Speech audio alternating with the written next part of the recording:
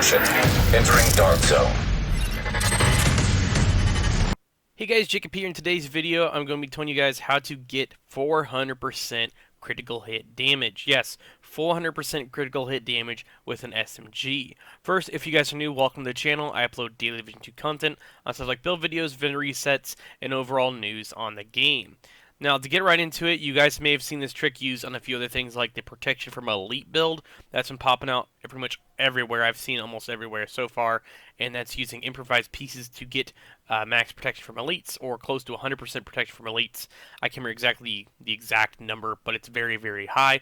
But this is also a trick you guys can do to get even more critical hit damage. Now, to get right into it, the specialization I'm using is going to be the Technician. The reason why I'm using Technician is for the one skill tier, which is going to help me a little bit with my skills. The build is based around 3-piece Sokolov Concern, 1-piece Sombra, and 2 improvised pieces, which I'll talk about in a second. The primary weapon I'm using is going to be the BackFire. This is the main component of this build, or the main way you're going to be able to get 400% critical hit damage. I have 12.8 SMG damage, 21% critical hit chance, and 10.5 magazine size. The talent on this is Payment in Kind, which is dealing damage to enemies adds a stack of 1% critical hit damage to 200 stacks lasting 10 seconds. On reload, applies a 10-second bleed to yourself, which deals 0.5% armor damage per stack. So if you guys are not aware, this weapon will hurt you when you reload, so keep that in mind. Now, the attachments on this are the Quick Sight, 5% critical hit chance, red dot, the 10% stability barred frame, and the 5% critical hit damage jagged muzzle. And then you have the 20 rounds barbed grip magazine, which says reloading sucks, as you guys could probably see there. Now, if you're not familiar with the BackFire, this is a new weapon that was added into U11, and you guys can acquire this by getting it through the season level. Or if someone happens to get the drop, I guess they could give it to you that way. Next is going to be the secondary weapon is going to be the Police M4. This is the backup weapon in case you run out of ammo with this. And I would love to use the Eagle Bear on this build with the BackFire, but sadly you cannot have 2 exotics, so I'm using this. This is a triple stat God roll Police M4 with Optimus, which is weapon damage is increased by 3% for every 10% ammo missing from the magazine. The attachments on this weapon are the C79 scope for critical hit chance, the 5% critical hit chance laser pointer, and the 5% critical hit chance muzzle brake 5.56, and then you have the plus 20 sturdy extended 5.56 magazine, which gives you 20 rounds and negative 10 reload speed. Now for the sidearm, it doesn't really matter what you use. I tend to use this 1911 or use the TDI card custom due to the fact that it's finisher and you can get more critical chance and critical hit damage. It also has one skill tier, so you can have a skill tier when you have this pulled out to give your skills a little bit more of a buff. Now the mask, starting off with the mask, this is going to be the Sokolov Concern mask, which from Sokolov you're going to be getting 10% SMG damage, 15% critical hit damage, and 10% critical chance. Now, you guys are probably wondering why I didn't use Providence, because I know that's been mostly the main critical hit build that most people use. Due to the fact that why would you use Providence when you could use Sokolov and get SMG damage instead of headshot damage? And to me that makes a little bit more sense than using Providence. Now I have 12.8 weapon damage, 11% critical damage, 8.6 headshot damage, and 11.6 critical damage mob. Now if I could change one thing on this mask, I would change the headshot damage to hazard. Mostly the fact you can't roll critical hit damage again, and you already have way too much critical hit chance, and you'd be overflowing, so you better be off with something with armor regen, headshot damage, as it's already on here, or hazard. Now for the chest piece, I have 15% weapon damage, 11% critical damage, 9.1 hazard, and 12% critical hit damage with the talent Intimidate, while you have bonus armor amplifies total weapon damage by 35% to enemies within 10 meters. Now, since you're using SMG, this is really nice since you're going to be right up in their face, but keep this in mind, this is an all red build, and if you're doing this on higher difficulties or in the DZ, you absolutely can get shredded if you're not being careful with this build, or if you have someone in your group giving you constant heals. Now for the backpack, I have 9.6 weapon damage, 6.5 headshot damage, 10.4 critical damage, and 11.4 critical hit damage. Now, like I said, same for the other piece. If I could change headshot to hazard, I would, so you could have more hazard so the bleed doesn't affect you as much. And the talent on this is Adrenaline Rush. Whenever you're within 10 meters of an enemy, gain 20% bonus armor for 5 seconds, stacking up to 3 times. So if you have a bunch of enemies near you, you're going to get bonus armor, and this will proc Intimidate, so you can get even more damage. Now, a few talents I will discuss later on that you guys can use for alternatives, but next is going to be the gloves. I have Somber Gloves, which give you 15% critical hit damage right off the bat for the set bonus 1. You have 13.7 weapon damage, 6% critical hit chance, and 11.4 critical hit damage. Now, for the two final pieces, some of you guys are probably wondering what the hell these are if you guys did not hear me talk about this with the Protection from Elite build a lot of people are using. These are improvised items. You can craft these in the crafting bench, and they're not even a brand set, they're just yellow items, and they give you a mod slot to the fact that they have no brand set bonus, so you can actually put more reds, another blue, another yellow.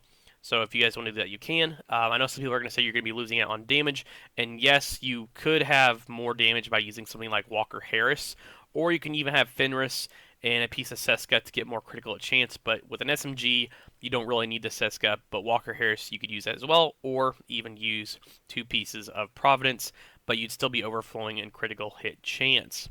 Now, the improvised holster has 10% hazard, 10.4 critical damage, 10.5 weapon damage, and 12% critical damage. The knee pads have 10.5 critical damage on the mod, 12% critical damage and weapon handling, which I'd love to change to hazard, and 10.1 weapon damage. Now, one thing to keep in mind, you may have to roll these a bunch of times until you get ones that actually work. It took me at least 20 minutes to find ones that were somewhat decent, and these are really below my standards what I normally use. And also, same goes for some of these Sokolov pieces, but since TU10 dropped, Sokolov is one of those sets I can never get good, good pieces of for some reason. I'm not really sure why. So when the optimization station is added, obviously I'm going to be upgrading these to the max. Now for the skills. I'm using the Booster Hive. If you're not aware, the Booster Hive delivers a stimulant to nearby allies that increases their weapon handling, hazard protection, and melee damage. And I have tier 1 since I'm using Technician, so that gives me more stim charges, efficiency, range, speed, and health. And for the Fixer Drone, I am using the Tier 1 Armor Repair and 70% health, so this gives me a little bit more repair so the bleed does not affect me as much. You obviously can use something like the Chem Launcher if you want to use this instead and heal yourself, or you can even use something like the Minder Seeker Mine, but I would not recommend using the Repair Trap because that thing is absolutely awful, so don't use that. Now, I will show you guys exactly what I mean by getting to 400% critical hit damage. And it's not right off the bat, keep that in mind. This is a stacking style build, so you'll have to stack up damage. I'm invulnerable right now, and I'm going to change it to Invulnerable Elite. So when you're using the BackFire, every time you hit an enemy, you guys will see on the right side of the gun that it stacks up.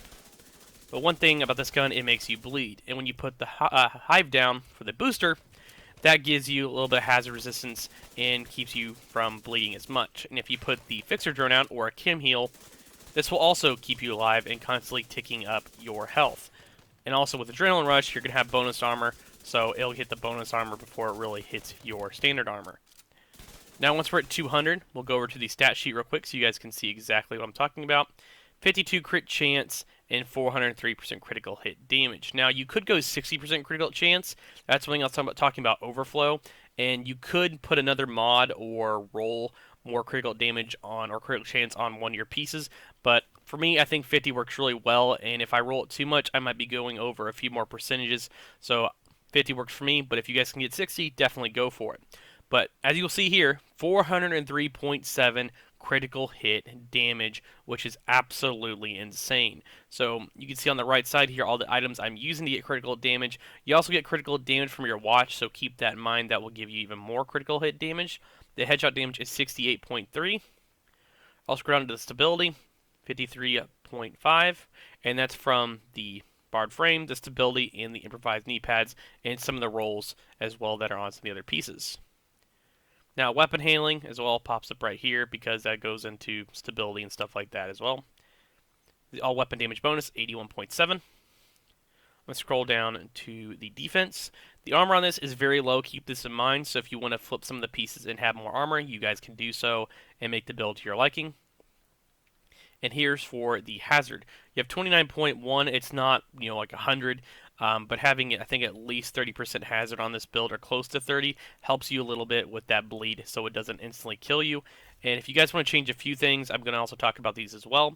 For one, you don't have to use Intimidate if you don't want to. There are other talents in the game that give you damage. Good example would be Obliterate. Obliterate is a very good talent that if you guys don't want to worry about getting in front of enemies' faces and you want to have them at a distance, but keep this in mind, you are going to be using an SMG, so it may be a little bit harder for you to hit enemies at a distance, so you're still going to have to be pretty close.